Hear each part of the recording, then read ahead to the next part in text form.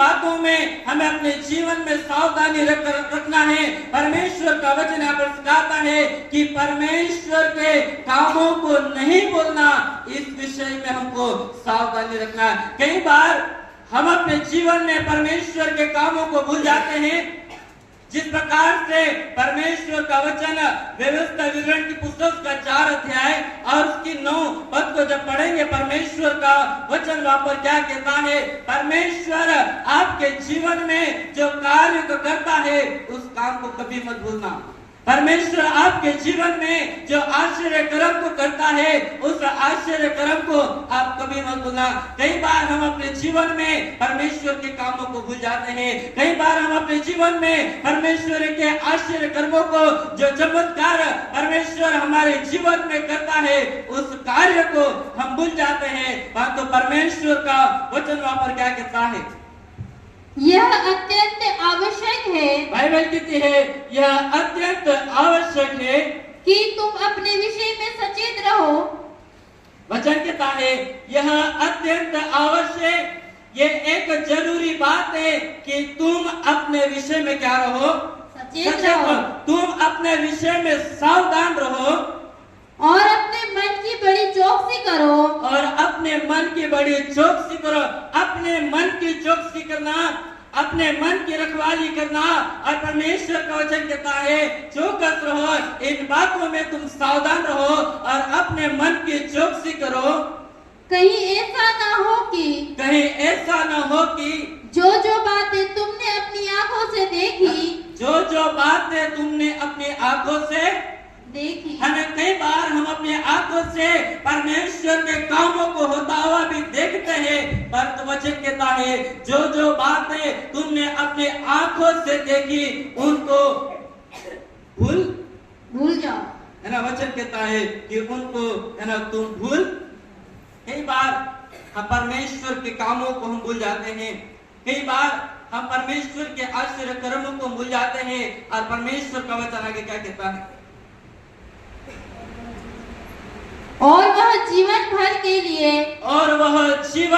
Bible वचन कहता है कि जो काम परमेश्वर ने आपके जीवन में किया है, जो आश्चर्य कर्म परमेश्वर ने आपके जीवन में किया है, हम या जितने भी लोग बैठे हैं, हर एक के जीवन में परमेश्वर ने काम किया है। ऐसा कोई व्यक्ति, ऐसा कोई इंसान इस परमेश्वर के भवन में नहीं बैठा है जिसके जीवन में परमेश्वर ने काम नहीं किया। पर हर एक व्यक्ति, हर एक मनुष्य जो इस परमेश्वर के भवन में आप बैठे हैं, हर एक के जीवन में, हर एक के अंदर परमेश्वर ने एक हर एक के काम को किया है। और वचन कहता है और वह जीवन भर तुम्हारे मन से जाती न रहे, किंतु तुम उन्हें अपने बेटों कि तुम उन्हें अपने बेटे और पोतों को क्या करना?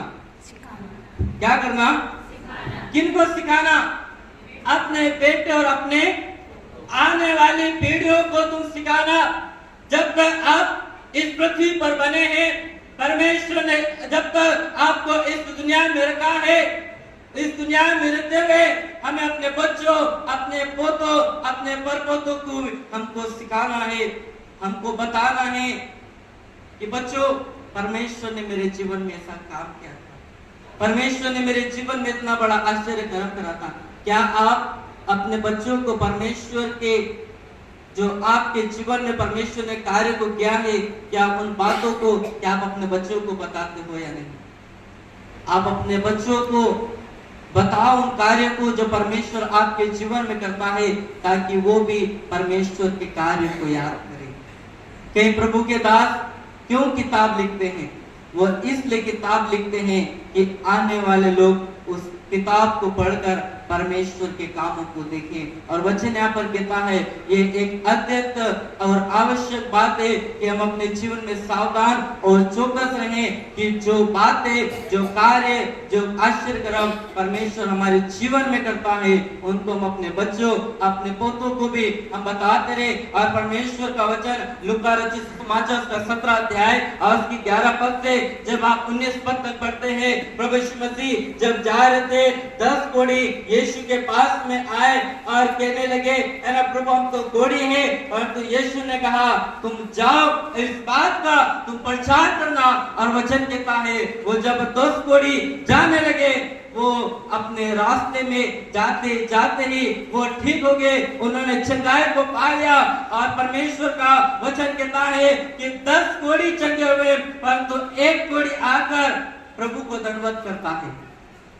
एक कोढ़ी आया, एक जो चंगाई 10 ने पाई थी, परंतु एक कोढ़ी उसमें से आया और वो आके प्रभु को दंडवत करता है, वो यीशु को धन्यवाद करता है, वो प्रभु की महिमा करता है। मेरे प्रियो, कई बार हमारे जीवन में भी यही होता है, हम परमेश्वर के काम जो परमेश्वर हमारे जीवन में करता है, उन काम को हम भूल जाते हैं, परमेश्वर को धन्यवाद नहीं करते। आज हम कौन से स्थान पर हैं? क्या हम वो 9 कोढ़ी के स्थान पर है जो चंगाई पाकर चले गए? क्या वो एक कोढ़ी के स्थान पर है जो यीशु के चरणों में आकर दंडवत करने लगा, जो प्रभु को धन्यवाद करने लगा? आज आप कौन से स्थान पर हैं मेरे प्रियो? यदि आप उस 9 कोढ़ी के स्थान पर हैं कि हम चंगाई पाने के बाद में हम भूल गए परमेश्वर ने हमारे जीवन में कार्य करा और हम परमेश्वर को भूल गए, परमेश्वर ने आपके जीवन में आश्चर्य कर्म को करा और परमेश्वर को आप याद नहीं करते, क्या आप उस एक कोढ़ी के समान है जो परमेश्वर उसके जीवन में कार्य करा और प्रभु को आकर धन्यवाद करता है, जो परमेश्वर के कामों को नहीं भूला, जो यीशु के कामों को नहीं भूला? यदि हम उस 9 कोढ़ी के स्थान पर है तो आज हम उस एक कोढ़ी के स्थान पर आ जाए कि हम प्रभु के कामों को हम न भूले, हम परमेश्वर के आश्चर्य कर्मों को हम कभी नहीं भूले मेरे प्रियो। और परमेश्वर का वचन जिस प्रकार से वचन से था कि पुस्तक का 103 अध्याय और उसकी 2 पद में कहता है, हे मेरे मन यहोवा को धन्य कह और उसके किसी उपकार को न भूलना।